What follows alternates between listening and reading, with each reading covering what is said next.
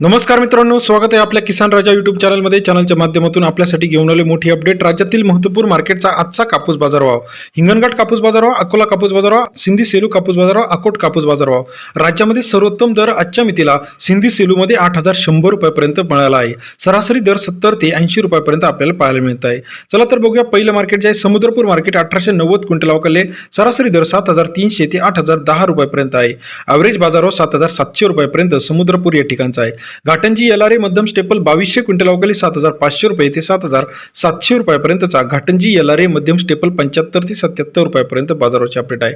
जालन्यामध्ये hybrid कापूस 1,051 quintal अवकाली 7,850 रुपये ते 8,010 रुपयापर्यंतचा जालना या ठिकाणचा आजचा कापूस बाजारभाव आहे.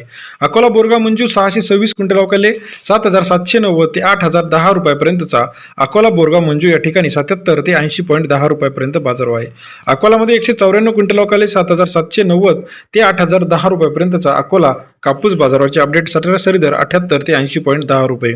उमरेड लोकल कापूस 1,214 क्विंटल अवकाली 7,500 रुपये ते 7,730 रुपयापर्यंतचा मुरेडचा आजचा कापूस बाजारभाव. सरासरी दर 75 ते 77 रुपये.